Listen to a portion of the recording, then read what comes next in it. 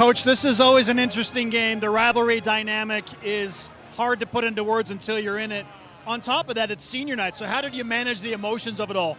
Yeah, it was a lot of emotions, honestly. I think we just tried to rely on the fact that, we felt like we owed them one from what happened up in Salt Lake. And that was kind of, I think, what was the motivating kind of message throughout the last couple of days. So, you kind of knew it was going to be somewhat of a grind like that. But, credit to our guys for making the second half really what we kind of wanted the whole game to look like. What was the key to overcoming some of those early nerves and being hyped, understandably? Yeah, I think just trying to get a rhythm.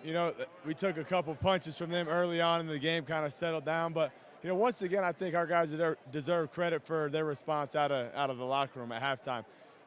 Another second half where we go for 51 points. I thought that was really the difference.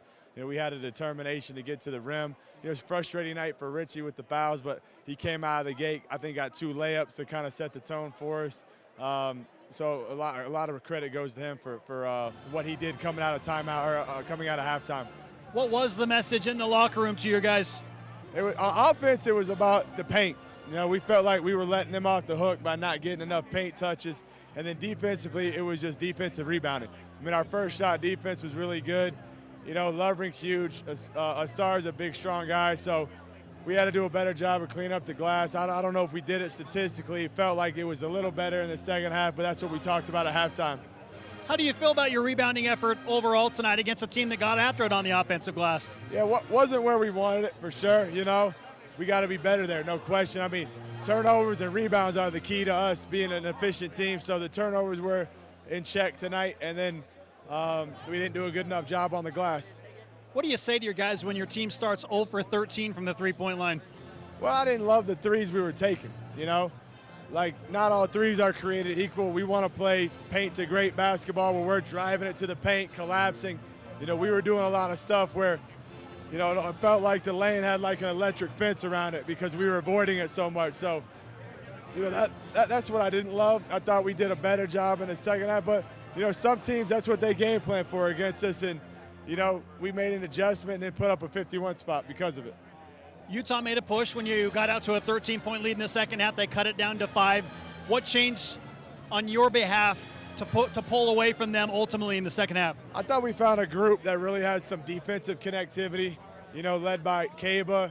We went to more of a cross match where we put Kaba on their 4, put Jaeger on their 5, just to give us a little bit more kind of strength on their 4, who was having a good game and getting Richie in foul trouble. So, some games are like that where you're just searching for that kind of secret combination, and that was kind of the difference, I felt like. Right before the under 8 timeout, you're on the rush.